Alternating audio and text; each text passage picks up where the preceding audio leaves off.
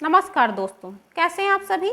आज हम हिंदी साहित्य में प्रगतिवाद के महत्वपूर्ण प्रश्नों को पढ़ेंगे, जो पूरा आपका रिवीजन के तौर पर कराया जा रहा है। तो चलिए शुरू करते हैं। प्रगतिवाद का समय पहले जानते हैं।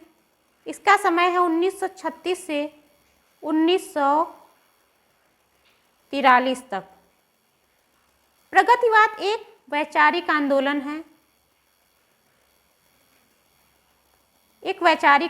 है, और इस पर मार्क्सवादी विचारधारा का प्रभाव है और ऐतिहासिक भौतिकवाद के दर्शन पर यह आधारित है। इसमें सामूहिकता, वर्ग संघर्ष, सर्वहारा की विजय पर बात की जाती है। शोषकों के प्रति घृणा का भाव व्यक्त किया गया है, जबकि शोषितों के प्रति सहानुभूति दिखाई गई है। और प्रगतिवाद का प्रारंभ सबसे पहले कहाँ हुआ?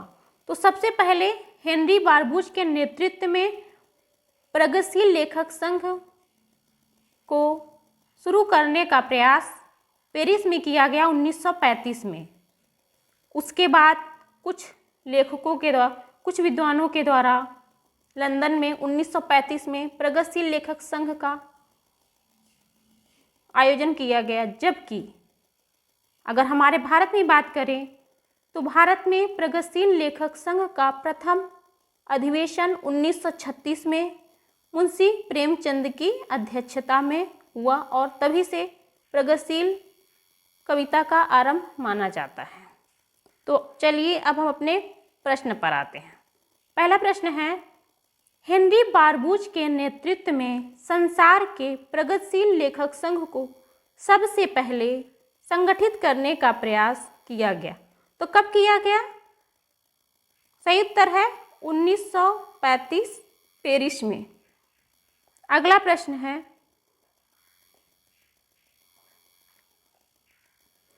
भारत में प्रगतिशील लेखक संघ की स्थापना कब की गई? 4 ऑप्शन है, लेकिन सही आपका उत्तर है 1936 ईस्वी, लखनऊ।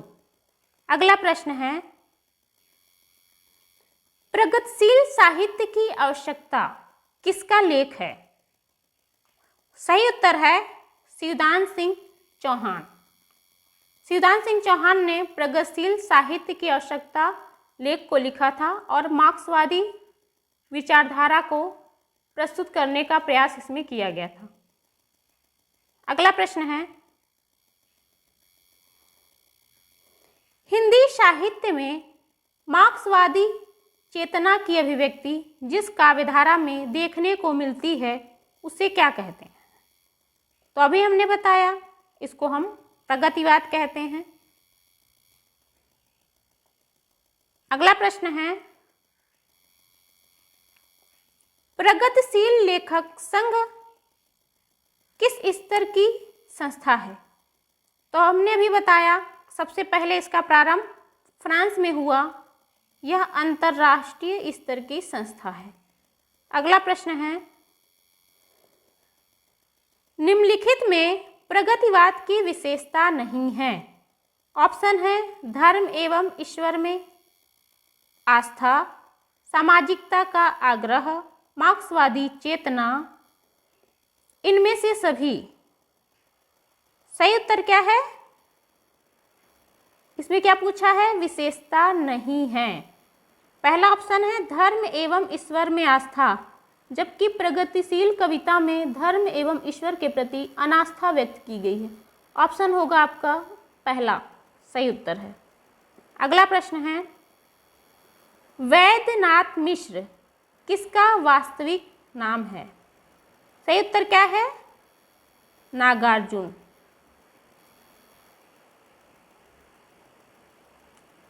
दरभंगा में 1911 में इनका जन्म हुआ था और 1998 में मृत्यु। और डॉक्टर बच्चन सिंह के अनुसार ये जन्मना कवि, प्रकृत्या घुमक्कड़, विचारता मार्क्सवादी थे।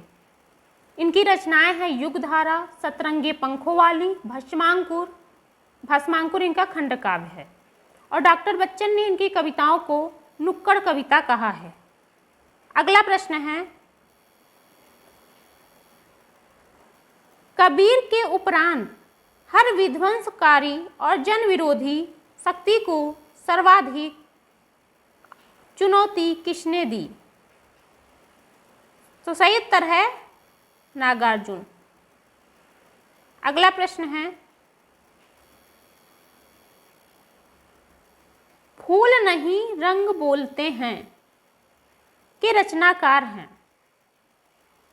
सही उत्तर है केदारनाथ अग्रवाल। केदारनाथ अग्रवाल 1911 में बांदा में इनका जन्म हुआ था। 1911 बांदा में जन्म हुआ था और ये आरंभ में अपनी कविताएं बालेंदु उपनाम से लिखा करते थे। इनकी कुछ रचनाएं हैं, युग की गंगा, नींद के बादल, जो सिलाएं तोड़ते हैं, पंख और पतवार। अगला प्रश्न है, निम्नलिखित में केदारनाथ अग्रवाल की रचना नहीं है।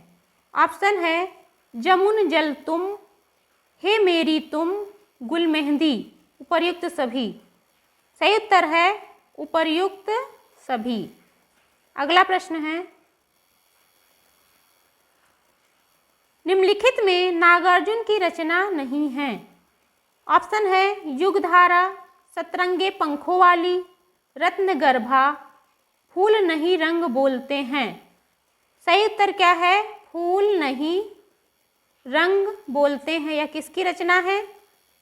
केदारनाथ अग्रवाल की। जबकि युगधारा, सतरंगे पंखों वाली, रत्नगर्भा नागार्जुन की रचनाएं हैं।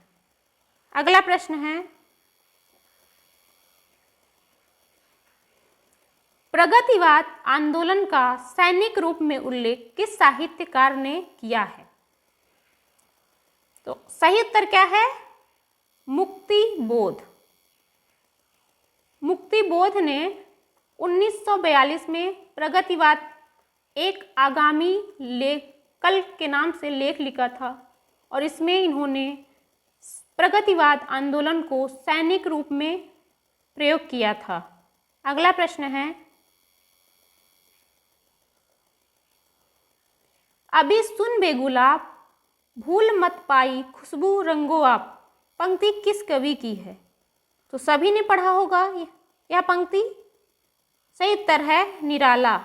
निराला की प्रगतिवादी कविता कुकुरमुत्ता से यह ली गई है और यह प्रगतिवादी कविता है। अगला प्रश्न है,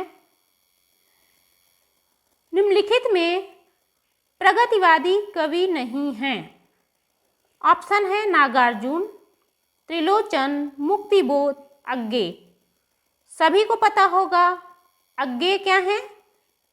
प्रयोगवादी कवि हैं, जबकि नागार्जुन, त्रिलोचन, मुक्तिबोध को भी हम प्रगतिवादी कवि में रखते हैं क्योंकि उन्होंने ज़्यादातर अपनी कविताएं प्रगतिवाद से संबंधित लिखी हैं। सही उत्तर है अग्गे। अगला प्रश्न है, कामायनी एक पुनर्विचार नामक आलोचनात्मक पुस्तक के लेखक हैं। सही उत्तर क्या है? गजानन माधव मुक्तिबोध की रचना है कामायनी एक पुनर्विचार। अगला प्रश्न है, तुम्हें सौंपता हूं किसकी रचना है? तो तुम्हें सौंपता हूं किसकी रचना है?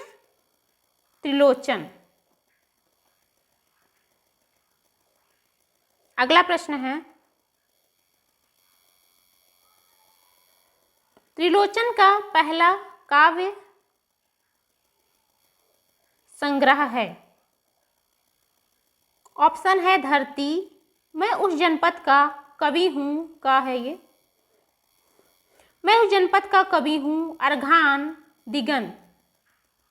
तो इनका पहला काव्य संग्रह क्या है?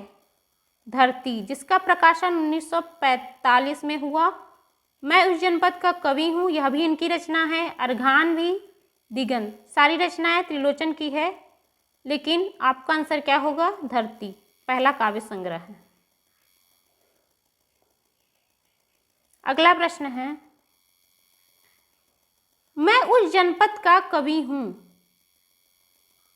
काव्य रचना के रचनाकार हैं। सही उत्तर क्या है? त्रिलोचन। अगला प्रश्न है,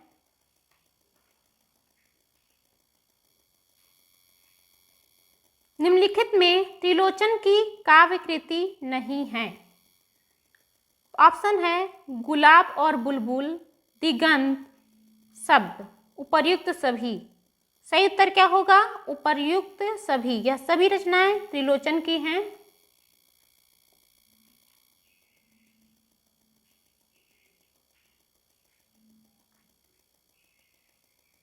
अगला प्रश्न है, कवि त्रिलोचन का पूरा नाम है। तो कवि त्रिलोचन का पूरा नाम क्या है? वासुदेव सिंह त्रिलोचन। 1917 में सुल्तानपुर में इनका जन्म हुआ था। 1917 सुल्तानपुर में, मृत्यु 2007 में त्रिलोचन की। अगला प्रश्न है, निम्नलिखित में नरेंद्र शर्मा का काव्य संग्रह नहीं है। तो ऑप्शन है, शायद ये गड़बड़ है,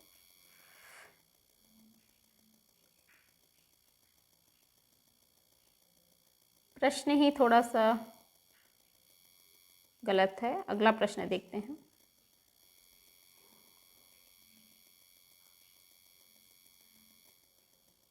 चलिए, कई दिनों तक चूल्हा रोया, चक्की रही उदास, कई दिनों तक कानी कुतिया सोई उसके पास। इस पंक्तियों के रचयिता हैं। तो सही उत्तर क्या है? नागार्जुन की कविता है अकाल और उसके बाद। यह सबसे छोटी कविता उनकी मानी जाती है। अगला प्रश्न है, आज का लेखन आग के अंगूठों की क्रांतिकारी कतार का बंदूक मार लेखन है। इन पंक्तियों के रचनाकार हैं। तो इन पंक्तियों के रचनाकार कौन हैं? केदारनाथ अग्रवाल की यह पंक्ति है, आज का लेखन आग के अंगूठों की क्रांतिकारी कतार का बंदूक मार लेखन है। अगला प्रश्न है, किस कवि को पत्रहीन नग्नगाछ के लिए मैथिली भाषा में साहित्य अकादमी पुरस्कार दिया गया? तो सही उत्तर क्या है? नागार्जुन। यह यात्री के नाम से कविता लिखा करते थे।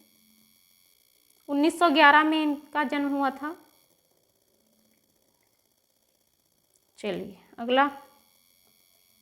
अगला तो खत्म हो गया। तो चलिए दोस्तों, कैसी लगी वीडियो आपको? अपना फीडबैक जरूर दीजिएगा। धन्यवाद। मिलते हैं अगले वीडियो में और लाइक करना मत भूलिएगा।